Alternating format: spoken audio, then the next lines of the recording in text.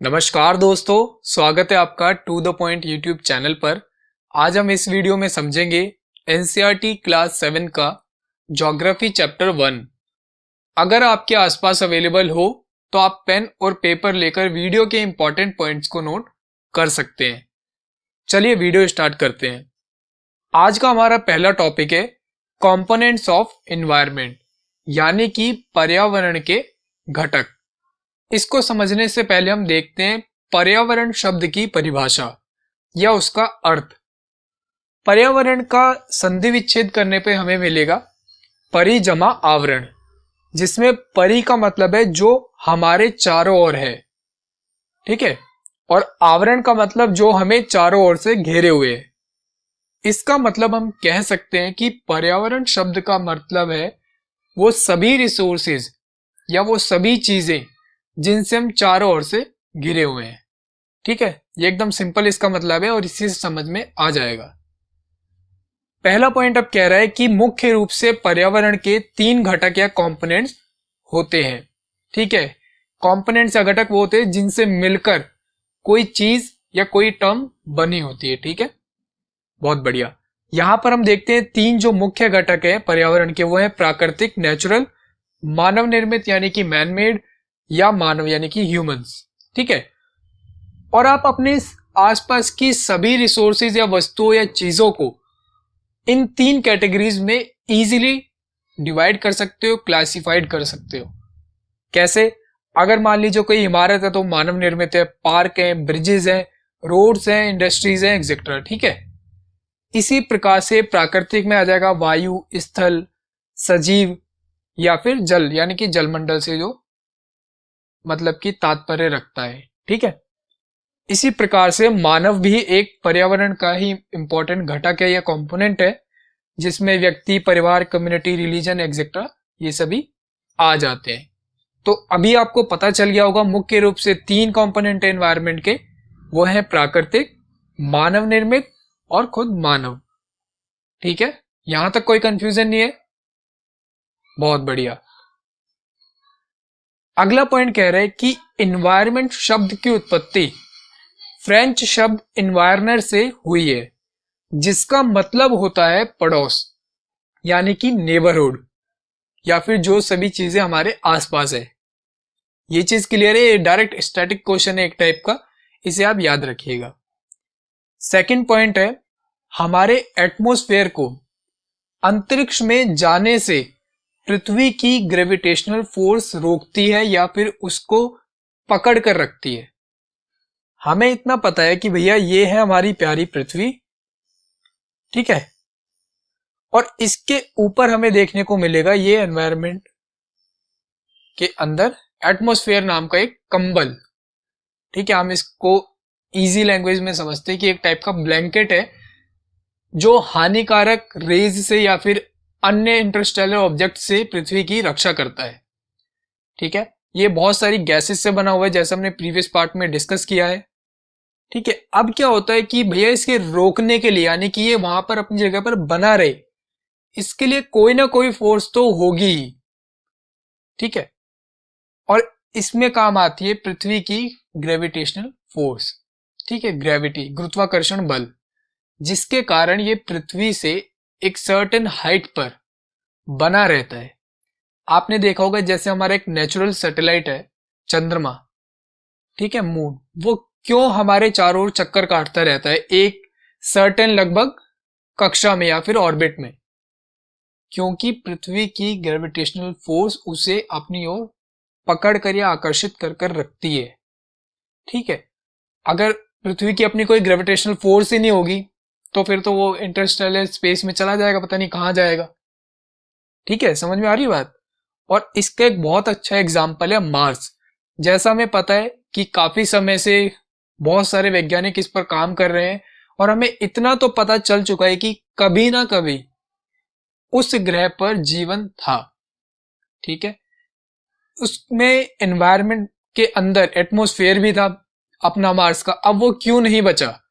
क्योंकि उसकी जो ग्रेविटेशनल फोर्स है मार्स की वो बहुत कम हो चुकी है, वो उसे होल्ड ही नहीं कर सकती थी, इसलिए वो स्पेस में चला गया, खत्म हो गया। ठीक है, और मार्स की जो ग्रेविटेशनल फोर्स है वो अर्थ के कंपैरिजन में 1/3 है। ठीक है, यहां पर देखिए इस वाले पॉइंट पे।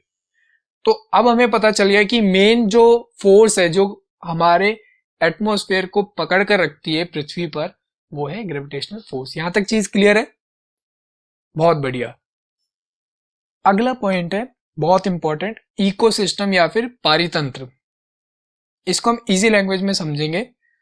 वो क्षेत्र या वो एरिया जिसमें सभी जीव अपने आसपास की भौतिक या रासायनिक क्रियाओं से आपस में बंधे हुए हो, वह उन सभी का पारितंत्र या इकोसिस्टम कहलाता है। इसको समझते हैं एक चित्र के माध्यम से, पिक्चर से।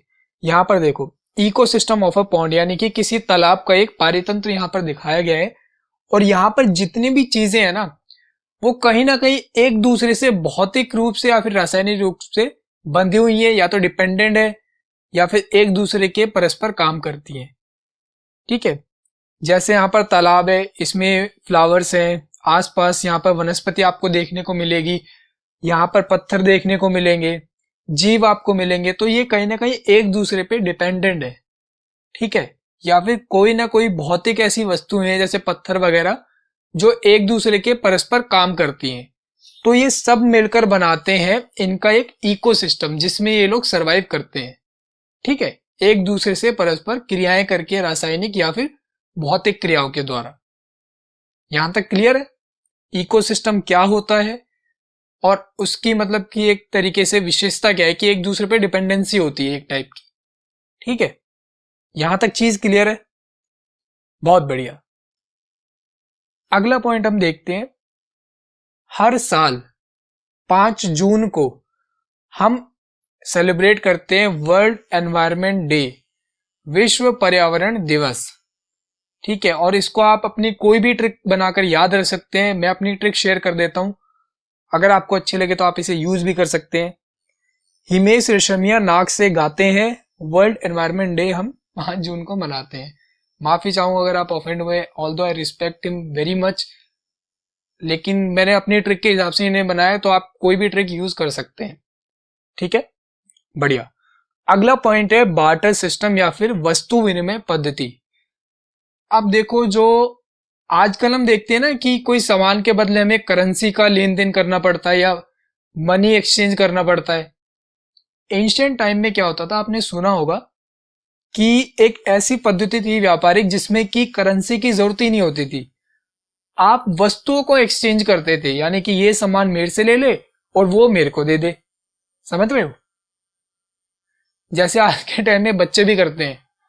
स्कूल में सभी हम लोग गए हैं, हम भी ऐसे ही करते थे कि भाई ऐसा कर, तू ये मेरी ज्योमेट्री ले ले लेकिन मेरे को वो वाली पेंसिल दे दे, वो बहुत अच्छी लग रही है मेरे को।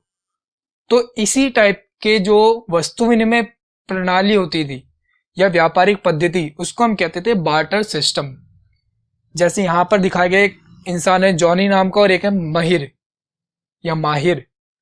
इसने बोला कि भाई मेरे पास है ना बागान है, हम लोग खेती करते हैं इसकी, सेब वगैरह की। ठीक है, तो ऐसा कर, तू है ना मेरे से एक टोकरा भर के सेब ले ले, लेकिन मेरे को वो चिकन दे दे जो तेरे पास है। ठीक है, तो इस तरीके से एक्सचेंज होता था और इसी एक्सचेंज की पद्धति को या आप कह सकते हैं मीडियम को हम कहते थे बार्टर सिस्टम। यहां तक चीज क्लियर है? कोई कंफ्यूजन नहीं है? बहुत बढ़िया। अब हम देखते हैं आज के इसी चैप्टर के एमसीक्यूज जो मैंने एनसीईआरटी से लिए हैं।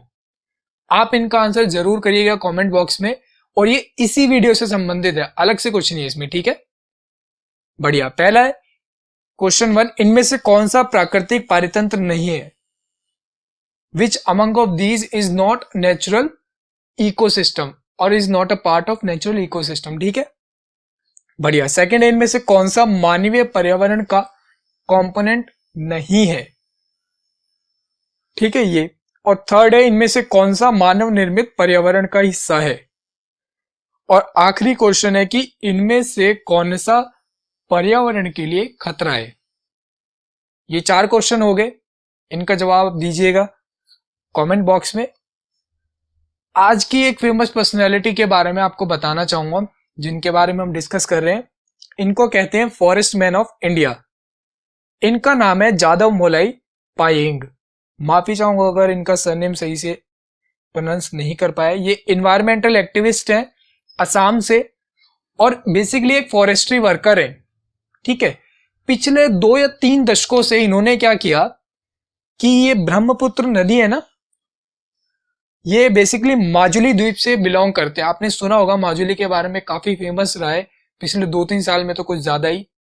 ठीक है, तो वहां से बिलोंग करते हैं। इन्होंने क्या किया कि ब्रह्मपुत्र रिवर के पास में ऐसे कटाव हो रखा था, तो ये कुछ आपने देखा होगा टापू से बन जाते हैं रेत के। इन टापुओं पर इन्होंने क्या करा कि पेड़ उगाना और उनकी देखभाल करना शुरू किया।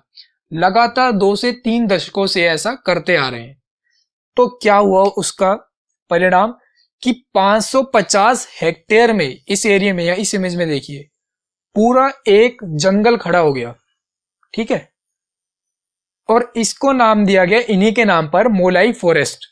ठीक है, ये असम में, आप याद रखना, असम में मोलाई फॉरेस्ट है और फॉरेस्ट मैन ऑफ इंडिया का टैग भी इन्हें इसीलिए दिया गया है। ठीक है, सन 2015 में महामहिम राष्ट्रपति स्वर्गीय श्री प्रणब मुखर्जी के द्वारा इनको पद्मश्री द्वारा भी सम्मानित किया गया था। ठीक है, और श्री मोलाई आते हैं मिसिंग जनजाति ऑफ असम, यानी कि असम की मिसिंग जनजाति से ये बिलोंग करते हैं। तो ये थी आज की फेमस पर्सनालिटी। आप इनके बारे में सर्च कर सकते हैं गूगल पे भी, काफी इंटरेस्टिंग है। मिलता हूं मैं आपसे अगली वीडियो में, लेकिन इस वीडियो की डिटेल्ड पीडीएफ अगर आपको चाहिए तो आपको मिलेगी टेलीग्राम चैनल टीटीपी ऑफिशियल पे। Channel link is in the description, आप उस पर क्लिक करके चैनल को ज्वाइन कर सकते हैं और कमेंट करके आप वो टॉपिक या क्वेश्चन पूछ सकते हैं जिन्हें मैं समझाने में असफल रहा। और अगर आपको वीडियो पसंद आई हो तो वीडियो को लाइक करें, चैनल को सब्सक्राइब करें ताकि आपको ऐसी ही एजुकेशनल और टू द पॉइंट वीडियोस मिलती रहे। मिलता हूं आपसे अगली वीडियो में, तब तक के लिए बहुत बहुत धन्यवाद।